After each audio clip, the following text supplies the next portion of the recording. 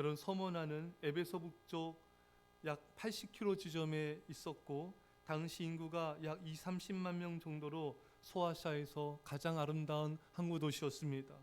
서머나란 말 가운데 머는 유향이란 뜻으로 이것은 향료 수출지로도 유명하였습니다.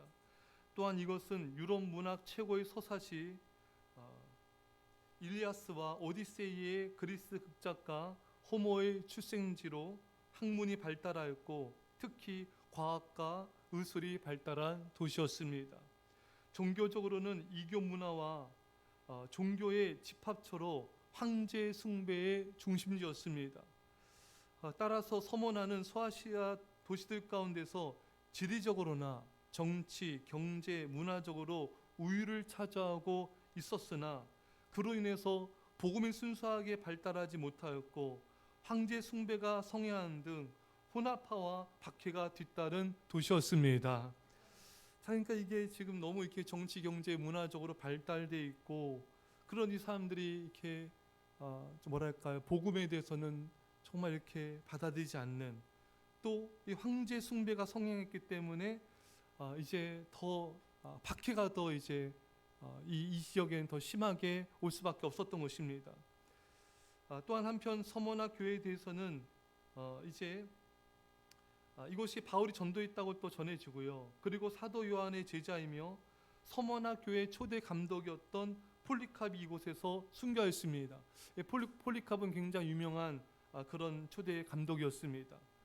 자, 그래서 오늘 본문의 8절을 보면요, 처음이요 나중이요 죽었다가 살아나시니가 가라사대. 우리 예수님에 대해서 이 교회에서 소개할 때 다 각각 다른 모습으로 소개를 하고 있어요. 근데 오늘 이 서머나 교회에서는 주님께서는 처음이고 나중이다, 알파 오메가다, 죽었다가 다시 살아났다. 이것은 요한계시록 1장 17절에 반복되는 표현인 것입니다. 요한복음 1장 17절을 보면 같이 읽겠습니다. 자, 시작. 내가 볼 때 그의 발 앞에 엎드러져 죽은 자같이 되매 그가 오른손을 내게 얹고 이르시되 두려워 말라, 나는 처음이요 마지막이니. 아멘. 예수님은 처음이고 마지막이다. 여러분 우리 예수님을 이 모습 그대로 우리가 우리 삶에 받아들이면 돼요. 우리 인생의 첫 시간 또 마지막 시간을 주님과 함께 보내면 우리는 승리합니다. 이 새벽 첫 시간에도 주님을 예배하며 주님과 함께하고 우리의 잠자리 드는 마지막 시간에도 또 기도와 말씀으로 주님과 함께하며 마무리하며 교제하면은 우리는 반드시 승리하게 될 것입니다. 또 죽었다가 살아나신 이에 해당되는 헬라어는 부정과거 시제가 사용된 표현으로 그리스도의 죽음과 부활이 역사적이고 단회적임으로 일어났던 사건임을 나타내고 있는 것입니다.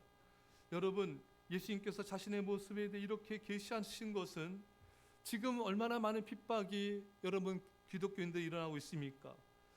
이렇게 투옥과 사형의 핍박 가운데 있는 서머나 교회 교인들에게 소망을 주시기 위함인 것입니다.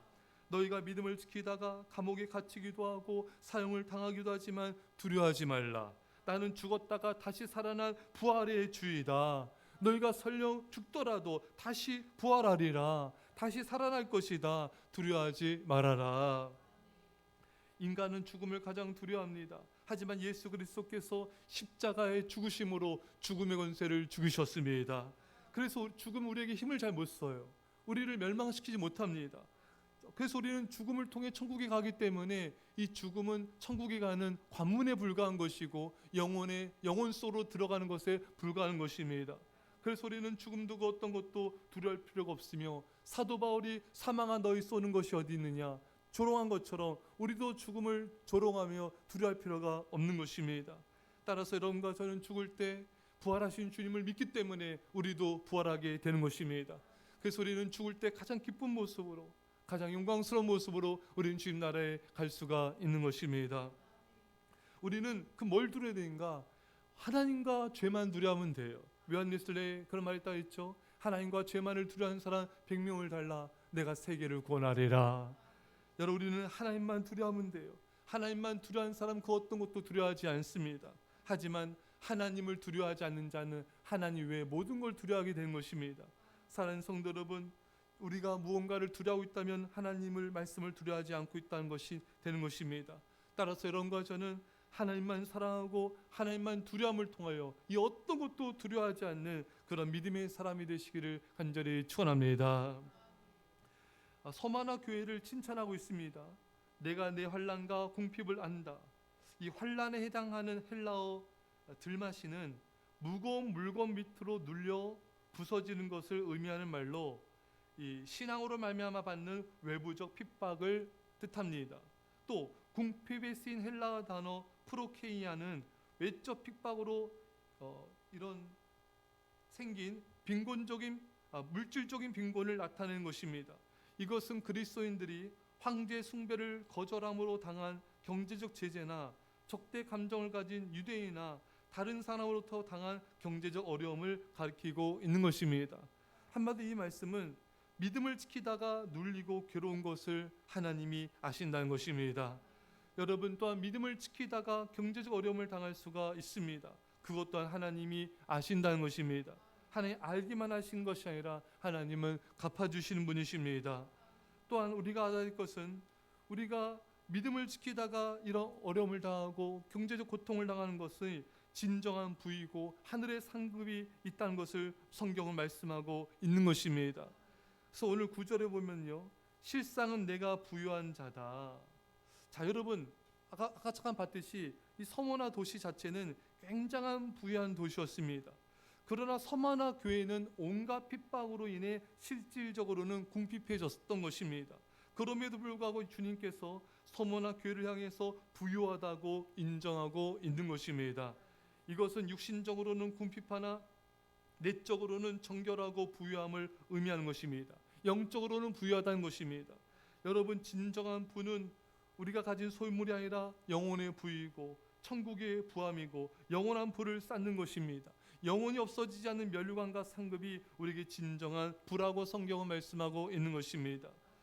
이것은 외적으로는 부유하나 영적으로는 궁핍했던 라오디아 교회와는 정반대의 모습이에요. 이들은 정말 굉장한 부자였거든요, 여러분. 하지만 주님으로부터는 너희는 실상은 궁핍한 자이다, 그런 책망받지 않았습니까? 하지만 이 지금 서머나 교회는 달라요. 너희가 이 진정한 부자다. 너희는 부유한 자이다. 여러분 믿음 지키다가 가난해진 부자는 진정한 부자입니다. 하나님이 갚아주십니다. 외적인 부는 몇십 년, 100년을 간다 할지라도 그것은 더 이상 이 세상이 우리가 세상 떠나는 순간에 다 사라지는 것들이지만 우리가 영원한 천국에 쌓은 부는 우리에게 영원한 영광과 부가 되는 것입니다. 그래서 짐 엘리엇이 29살의 나이에 여러분 우리 영화로도 보지 않았습니까? 우리 영상으로도 그가 부정민 선교를 갔다가 죽임을 당하잖아요. 총이 있었지만 그들 죽이지 않잖아요. 그래서 이제 그런 감동적인 우리가 또 영화도 우리가 보았습니다. 잠깐 봤는데요. 이 짐 엘리엇이 이런 말합니다. 영원한 것을 위해 영원하지 않는 것을 버린 자는 바보가 아니다.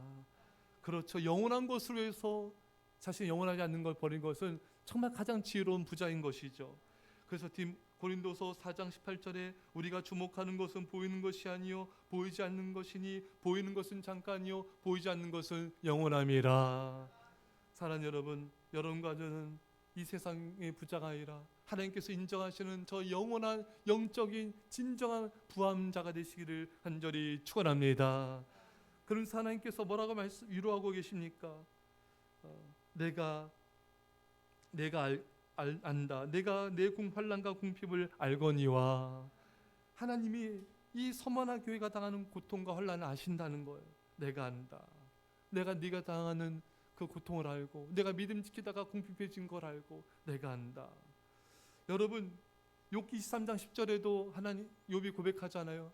내가 가는 길을 그가 아시나니. 하나님이 나를 아신다. 이 환난과 고난 당한 나를 아신다. 믿음 지키다가 어려움 당한 나를 아신다. 그것으로 위로를 받고 있는 것입니다. 여러분 하나님이 아시면 그것으로 족합니다. 하나님이 아시면 됩니다.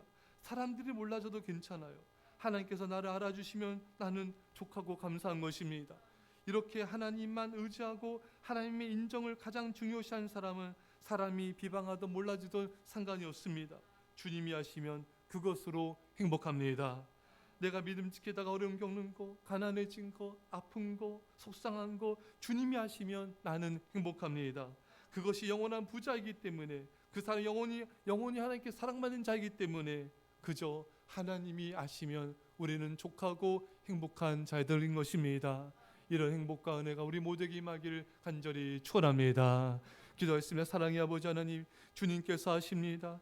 우리가 믿음을 지키다가 어려움과 또 고독과 외로움과 경제적 궁핍을 당한 것 주님이 하십니다. 주님만 바라보게 없어서, 주님만 사랑하게 없어서, 주님만 두려워함으로 세상의 어떤 비방도 두려워하지 말게 하여 주시고 오직 믿음으로 승리하는 우리 모두가 되게 하여 주옵소서. 감사드리며 예수님의 이름으로 기도합나이다. 아멘.